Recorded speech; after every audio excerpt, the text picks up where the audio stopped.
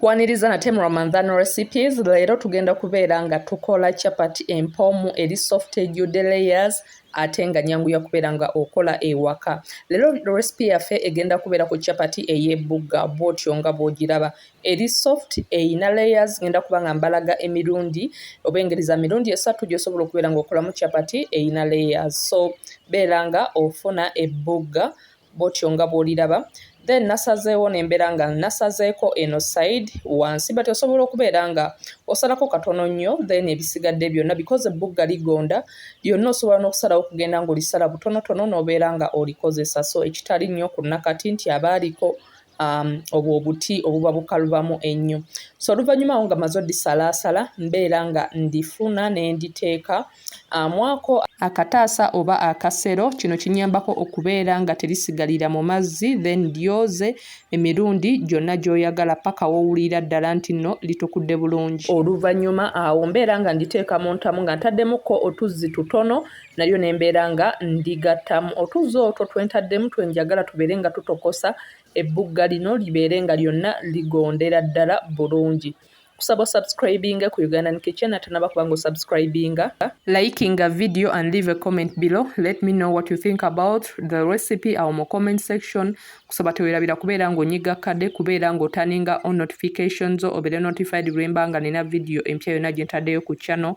Beera ng'onfollowinga ku TikTok ne ku Instagram gye ndi nga Ugandan Kitchen. So oluvannyuma nga olaba nti ebbugga lyonna ligonze mbeera nga wano ngattamu omunnyo omutonotono ne mbeera nga ntabula. Osobola okulaba nti kasupu katono nnyo so saagala libeere nga lirimu mazzi mangi. Then fumba okumala eddakiika emu obeere nga omuggyako akuulinge. Wano mu bbawero mbeera nga nfuna akatungulu ne nkagratinga. Nasazeewo kagratinga kasobole okubeera nga kareleasinga amazzi ago era nkafune nga kali mu pieces obutono ennyo ddala.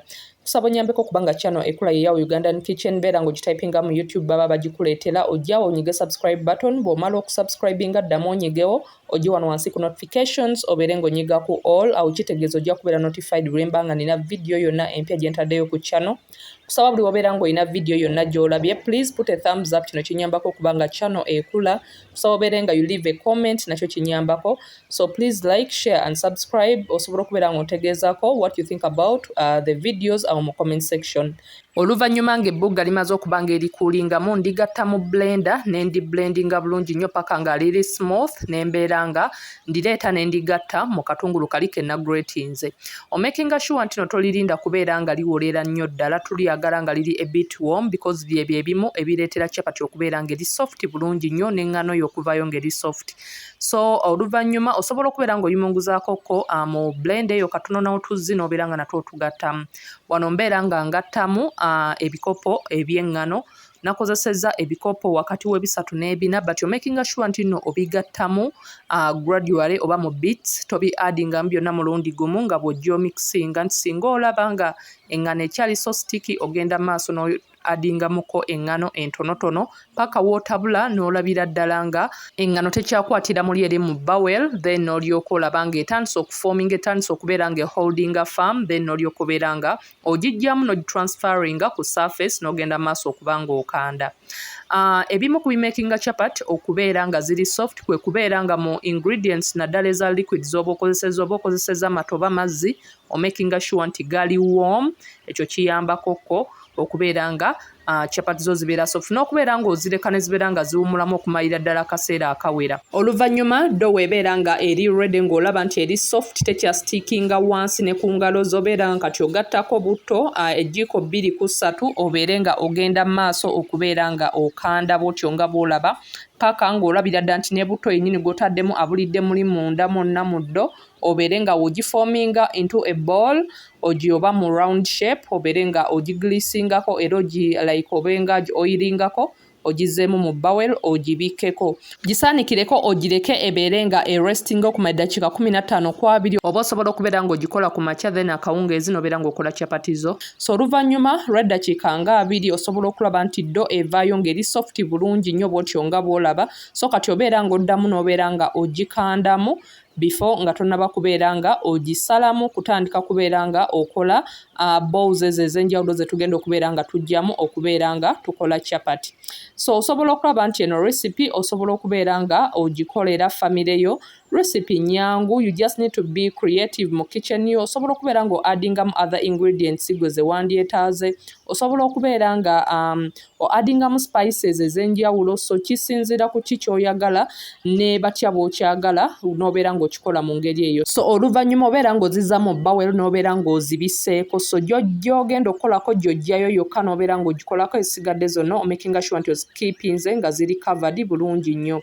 So tubeera nga tudustinga n'oloolinga bulungi nnyo, then n'obeera nga wali already wafunyeewo omuzigo, oba ayinza okubeera butter oba butto, but omuzigo oba butter bikola bulungi lwa nsonga byongerako okubeera nga bisofteninga bulungi nnyo chapati. Then oluvannyuma obeera ng'odustingako engano eyo eyamba okubeera nga ziteekamu layers n'ogwo omuzigo, nga kyekimu kye tukola ku mpapula za sumbuusa okubeera nga tezeegatta, so kyekyo ekireetera layers okubeera ng'osobola okuziraba.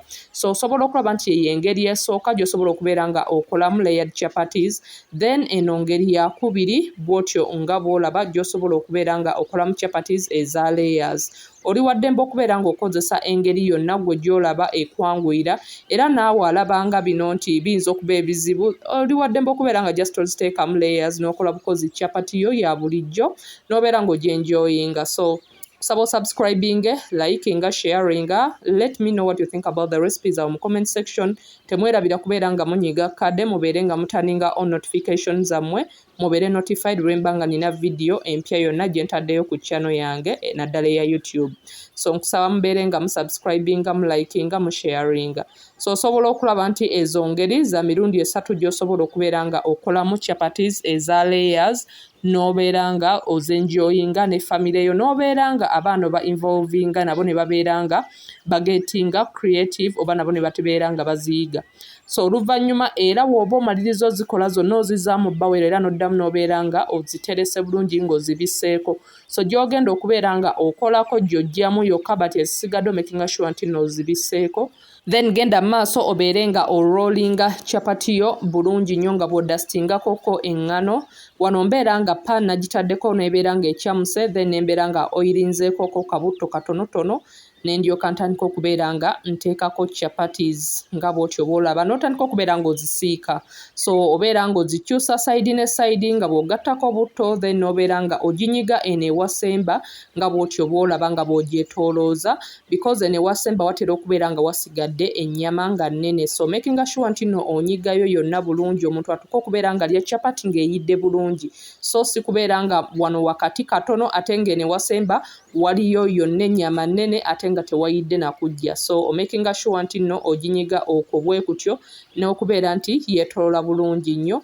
N'osiika chapati gy'oggyako making sure nti era ogiterese bulungi, oba like ogitadde mu ntamu n'obikkako ekisaanikira bulungi nnyo, oba osobola okubeera ng'oteekamu ka kitchen towel n'obeera ng'ozitaddemu, but making sure nti ozitereka mu kifo nga kiri warm, because eba ekyalimu omukka ogwo oba eba ekyalimu omuliro ogwo, egenda kubeera nga ebanga ezaala amazzi oba steam oyo omukka ogwandibadde gugivaamu, gyebimu ku biyamba okubeera nga chapati ebeera soft bulungi nnyo, nti ogwo omukka gukakkana gutaninze nga mu mazzi ne gabeera nga gadda mu chapati nevaayo ng'eri soft bulungi gy'oba ogiterese.